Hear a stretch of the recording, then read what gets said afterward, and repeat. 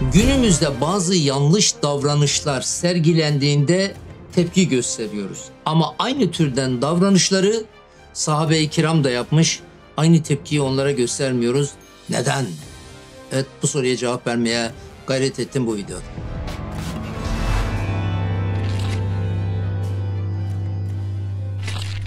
Herkese hayırlı günler diliyorum değerli dostlar, değerli izleyiciler. Yaklaşık 2,5 yıldan beri bu kanalda sizlerle beraber olmaya çalışıyorum. Hiçbir zaman için abone olun, yorum yazın, YouTube algoritmaları şöyle böyle hiç demedim ama başka YouTuber'lardan ya da başka kanallardan bunları duyuyorsunuz. Bazı arkadaşların teklifiyle ilk defa böyle bir şey söyleyeceğim. Hani bir takım engelleri aşabilme adına abone olmanın, yorum yazmanın, müsbet veyahut da menfi katkılarınızı, eleştirilerinizi söylemenizin bizlere çok büyük katkısı olacaktır. Hem de belki de kanalın büyümesine, daha çok izleyicinin haberdar olmasına vesile olacaktır diye böyle bir hatırlatmayla başlıyorum. İlk defa. Sahabe-i kiramla alakalı bir soru var. Çoklarının kafasına takılan bir soru bu. Aslında daha önceden de farklı vesilelerle ele aldığım konularla iç içe giren bir mevzu ama olsun, ben müstakil olarak yeniden bunu ele alacağım. Çünkü önemli olduğuna inanıyorum. İnsanlarımızın zihniyeti, insanlarımızın bakış açısı, perspektifi farklı farklı olduğundan dolayı ulaşmış olduğu sonuçlar da farklı olabiliyor. Dolayısıyla gayet tabii, gayet doğal bir şey bu. Onun için benim görüşümü, benim bakış açımı merak ediyorlar. Ben de bu çerçevede kendi kanallarımı ve bakış açımı sizlerle paylaşmaya çalışacağım. Şimdi diyor ki günümüzde bazı yanlış davranışlar sergilendiğinde toplum olarak bu hatalara yüksek sesle tepki veriyoruz. Amenna. Ne var ki benzer davranışların İslam tarihinin erken dönemlerinde hatta bazı sahabe tarafından yapıldığını da bildiğimiz halde neden aynı hassasiyeti göstermiyoruz? Yani neden kendimize gösterdiğimiz, çağdaşlarımıza göstermiş olduğumuz tepkiyi aynı hataları yapan erken dönemlerdeki sahabiye neden göstermiyoruz diyor. Bu bir çelişki değil midir? Bu konuda siz ne düşünüyorsunuz diye oldukça akli, oldukça rasyonel bir temele oturan bir soru. Ben de cevaplamaya gayret edeceğim. Şimdi birkaç tane katmandan var. Galiba 4 tane noktadan bahsedeceğim şimdi sizlere. Birincisi sahabe-i kiramın mertebesi ve sahabe-i kiramı eleştiriden sakınma ve bunun gelenekteki yeri adına konuşacağım. Şöyle ki sahabe nesli bildiğiniz gibi Efendimiz Aleyhisselatü Vesselam'ı peygamber olarak gören ve öyle vefat eden, kendileri peygamberliğini inkar etmeksizin Efendimiz Aleyhisselatü Vesselam'ın Müslüman olarak yaşayıp arada irtidat etmiş olsa bile, arada dinle irtibatını kesmiş olsa bile yeniden Müslümanlığa avdet ettik ve öylece vefat eden insana denilen bir isimdir bildiğiniz gibi. Dolayısıyla sahabe-i kiram hani literatürdeki yeri ne olursa olsun genel manada biz bildiğimizi konuşalım. Sahabe nesli nedir? Bizzat Efendimiz Aleyhisselatü Vesselam'la birlikte yaşamış ve Kur'an'ın nüzulüne şahit olmuş insanlar toplamıdır. Ve İslam'ı dünyaya ilk defa yayan halkadır. Dünyanın değişik yerlerine İslam dinini Allah'ın yüce adını ilah istikametinde mücadele eden, sefer eden ve yerini yurdunu terk eden, nice fedakarlıklara katlanan insanlardır bunlar. Şimdi onlara duyulan saygı çoğu zaman, bakın dikkatinizi çekiyorum buraya, çoğu zaman hatalarının konuşulmasını engelleyen bir perdeye dönüşmüştür. Bu demek değildir ki sahabe-i kiramın hatası yoktur. İnsandır, beşerdir, tabii ki olabilir. Ama işte sahabe-i kiramın bu özellikleri Peygamber Efendimiz Aleyhisselatü Vesselam'la birlikte yaşamış olmaları, İslam adına büyük fedakarlıklarda bulunmuş olmaları onların bir takım beşeri hatalarının görülmez olmasına ya da görülmemesine, hatta bunun kutsiyet perdesi altında üzerinin kapatılmasına vesile olmuştur. Neden? Çünkü sahabe-i kiramı eleştirme dolaylı olarak dinin güvenilirliğine zarar verme ihtimali devrededir. Tekrar ifade edeyim, sahabe-i kiramın eleştirilmesi, tenkidinin yapılması aslında dinin güvenilirliğine zarar verir. Evet, bu endişeyi yaşamış bizim fukahamız ilk dönemlerde. Onun için sahabe arasında var gelen içtihat hatalarıymış, siyasi ihtilaflarmış, insani zaaflarmış. Bunları çok fazla gündeme getirmemeye çalışmışlar. Pekala doğrusu ne? Doğrusu tabii ki bunları inkar etmek değil. Bunları yok saymak değil. Fact varsa ortada, hakikaten bir olgu var ise ortada, adaletli ve insaflı bir şekilde bu meseleleri de değerlendirmek çok önemlidir. Yıllar önce defalarca gündeme getirdiğim bir şeyi bir kez daha ifade edeyim. Tarih inanç alanı değildir. Sahabe-i kiram peygamber değildir, günahtan masum ve masum değildir. Ama fakat bir şey diyeceğim. Bir tek şartla. Sahih ve kapsamlı bir bilgi temeline oturması şartıyla. Neden? Çünkü bazı bu konuda konuşan insanlar sahih bilgi temeline oturmuyor.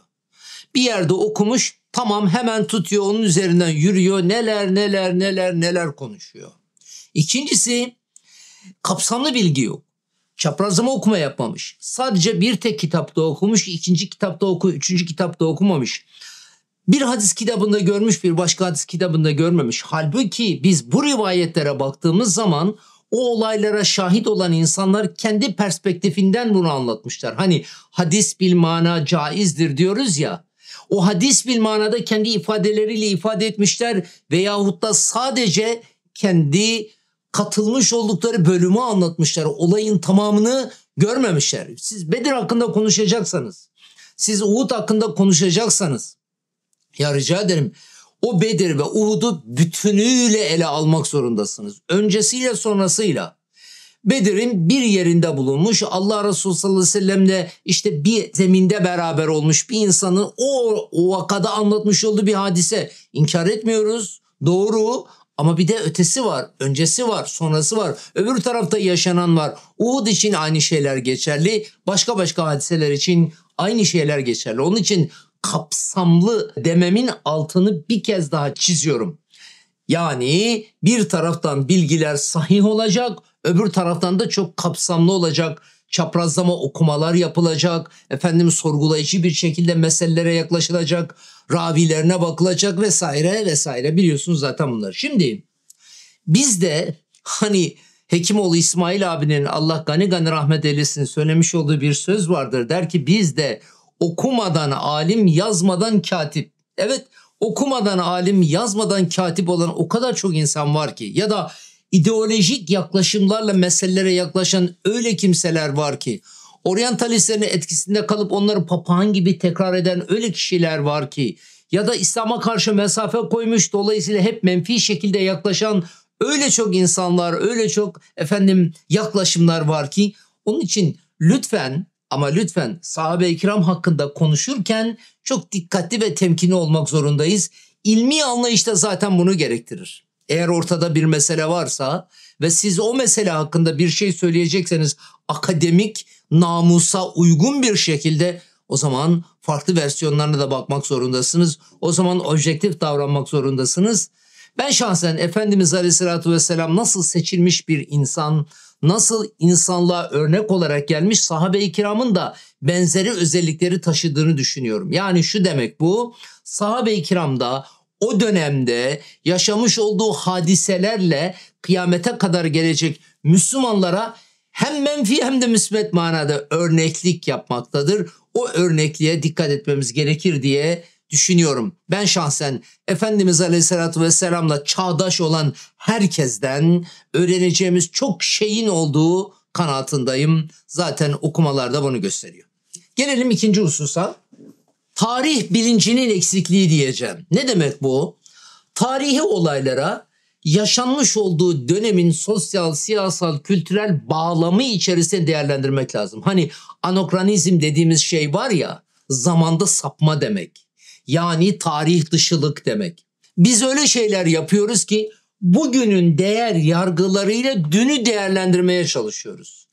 Kendi kültürümüz içerisinde 2025 yılının Amerikan kültürü içinde, 2025 yılının Türkiye kültürü içinde, 2025 yılının Fas kültürü içerisinde tutuyoruz. Bakın tutuyoruz. 14 asır öncesinin Mekke, Medine'sini ve orada yaşanmış olan bir hadiseyi bu değer yargılarıyla yargılamaya kalkıyoruz. Bu yanlış. Gerçekten söylüyorum, çok yanlış. Hani bunu filmlerde de görebiliyorsunuz değil mi? Şöyle düşünün. Malkoçoğlu filmlerini, Cüneyt Arkın'ı izlemişsinizdir. Şimdi Malkoçoğlu filmlerinde Kartal Tibet'in filmleri vardı bizim gençliğimizde. Efendim daha benzeri filmler, tarihi filmlere bakın.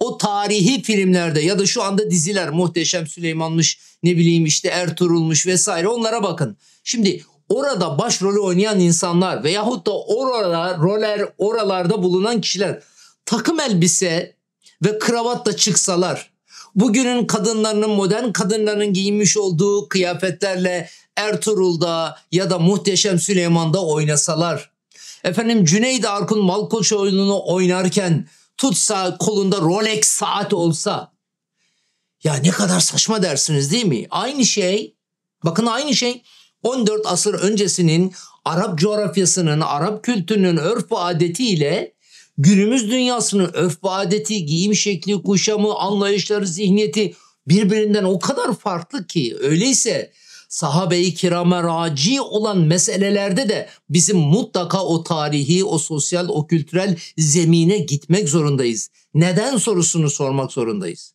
Basit bir misal vereyim size. Mesela hani tarih bizim İslam fıkhında çok önemli bir alanı teşkil ettiğinden dolayı ben şahsen İslam tarihçilerinin bu YouTube'a düşen videolarını takip etmeye çalışıyorum zaman zaman. Her zaman için vaktim olmuyor ama takip ediyorum.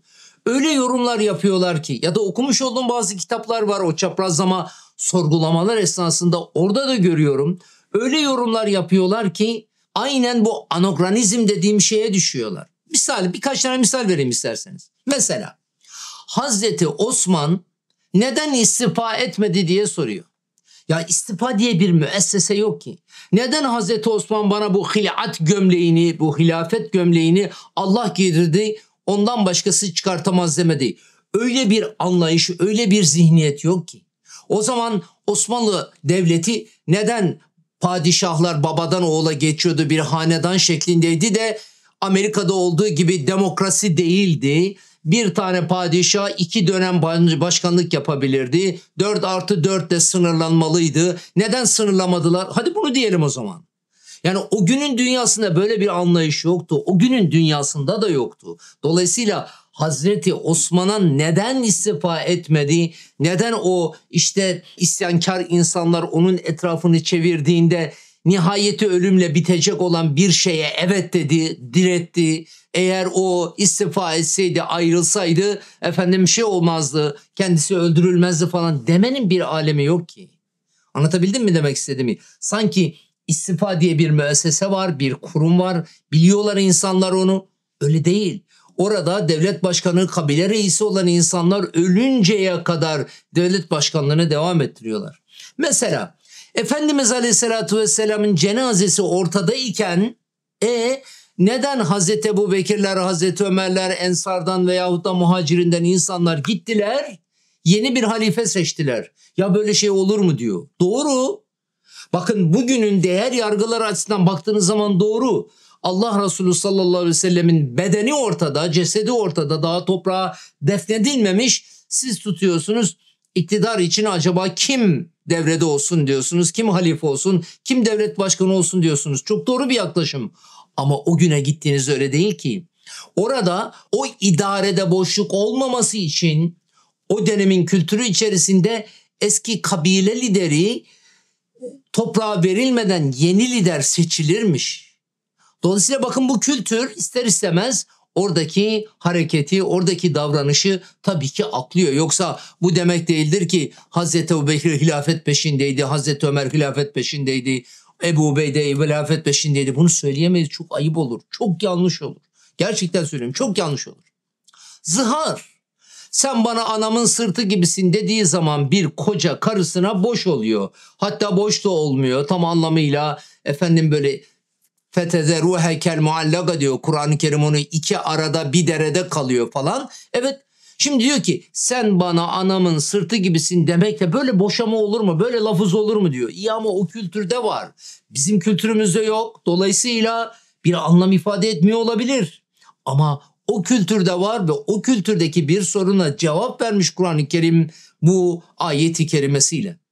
Neden kocanın iki dudağının arasında evlilik denilen müessese ya da kadının kaderi sistem bütünlüğü içerisine baktığınızda bir yere oturuyor o dönemde ama günümüz dünyasında geçerli olmayabilir bu. Nitekim boş ol sözcüğüyle boşanmaların geçerli olmadığına dair nice şeyler yazdım, kaleme aldım veyahut da konuştum videolarda. Dolayısıyla dünü değerlendirirken lütfen bir de İslam tarihini bilmemiz gerekiyor.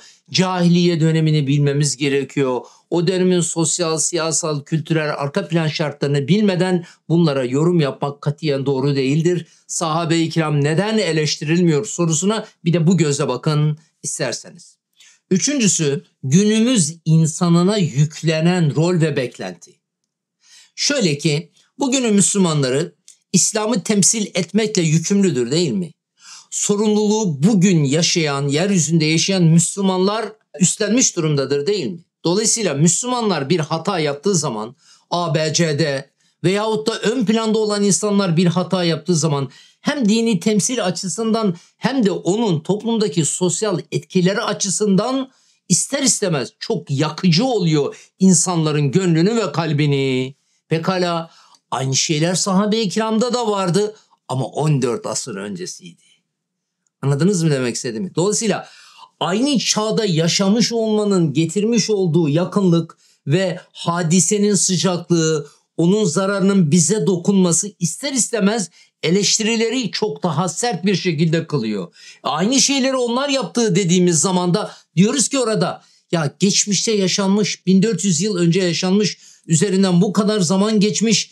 Yani bunu yeniden gündeme getirmenin, yeniden bunlar üzerine tepinmenin bir alemi yok ki. Evet doğru. Benzeri şeyler yaşanmış ve onların bedellerini de o toplum bir şekilde ödemiş. O zaman biz bugüne bakmalıyız, bugün de yoğunlaşmalıyız diyoruz ve bunu dememizin bir gereği olarak da tabii ki karşımıza bu soru çıkıyor. Ben şahsen öyle düşünüyorum. Sahabe-i kiramı tabii ki tarih inanç alanı değildir dedim. Tabii ki bu gözlükle adil ve insaflı bir şekilde ele alalım. Sahih bilgi, kapsamlı bilgi ekseninde değerlendirelim. Oradan ders çıkartalım. Günümüze ait plan projelerde bu hatalardan, bu derslerden istifade edelim. Ama ikide bir bunları konuşmanın da ben şahsen çok doğru olduğu kanaatinde değilim. Radıyallahu anhum ve radu'an. Allah onlardan razı, onlar da Allah'tan razı ayetiyle ifade edilen bir kitleden söz ediyoruz. Bunu da unutmamak gerekir. Son bir şey söyleyeceğim ve kapatacağım. En temel problemimiz ne biliyor musunuz? Bu soruya cevapsa dediğinde söylüyorum. Biz bir takım kriterler koyarken, bir takım ölçüler koyarken, değerlendirmeye ait bir takım metotlar benimserken biz ne yapıyoruz biliyor musunuz? Genelde kişilerden hareket ediyoruz. Halbuki İslam dininde temel ölçü kişiler değildir. Efendimiz Aleyhisselam tabii ki hariç. Ya nedir? Mutlaka ilkelerdir, ahlaki değerlerdir, prensiplerdir ve kaidelerdir. Yanlış kim yaparsa yapsın yanlıştır. Gerçekten yanlışsa, sahabi de yapsa yanlış, ben de yapsam yanlış, siz de yapsanız yanlıştır. Yanlışı müdafaa etmek ayrı bir yanlıştır. Hata hatadır ve dediğim gibi kim yaparsa yapsın hatadır. Ama o yanlışı değerlendirirken, o yanlışın üzerinden bir takım yorumlar yaparken kişileri değil, ilkeleri ve prensipleri merkeze koymak zorundayız. Dolayısıyla İslam'ın özüne, onun genel kaidelerine ve prensiplerine aykırı kim yanlış yaparsa biz o ölçüler ekseninde değerlendirmelerimizi yaparız ama demin söylemiş olduğum şeyleri de bir kenara koymanızı arzu ederim şahsen. Sonuç olarak özetle şunu söyleyebilirim. Bizim aynı türden davranışlara farklı şekillerde tepki göstermemizin temelinde yatan şey bir kere duygusal yakınlıklar. İkincisi tarihsel bağlamı göz ardı etme. Üçüncüsü ise kişilere yüklenen rol farklılıklarıdır. Bu çelişkiyi aşmanın yolu şahısları merkeze koymayıp ilkeleri ve prensipleri merkeze koymalıyız. Sahabe-i kirama gelince o sahabe-i kiramı ne toptan bir şekilde kutsama cihetine gideriz ne de bugünkü Müslümanlara çok acımasız bir şekilde davranırız. Değerlendirmeyi dengeli bir şekilde yapmak mecburiyetindeyiz. Neden aynı türden hatalar sahabe-i kiram yapılınca üzeri kapatılıyor? Run cevabı burada. Evet, ben böyle düşünüyorum ve bu düşüncelerimle sizleri baş başa bırakıyorum. Hepinize çok teşekkür ediyorum. Rabbim hakka hak bilip hakka uyan, batılı batıl bilip batıldan kaçan insanlardan eylesin. Hatırlar mısınız bilmem ama sahabe-i kiramın en küçüğüne bile 1000 canımız olsa fedadır. Ama kutsamak farklı bir şey, putlaştırmak farklı bir şey, onlardan ders almak farklı bir şey, adil ve insaflı bir şekilde yaklaşmak farklı bir şey, tarihi şahsiyetleri ve tarihi olayları kutsamak, onları inanç haline getirmek farklı bir şey. Buralarda çok dikkatli ve temkinli olmak mecburiyetindeyiz. Bu düşüncelerle, bu duygularla hepinize hayırlı günler diliyorum. Sağ olasınız, var olasınız.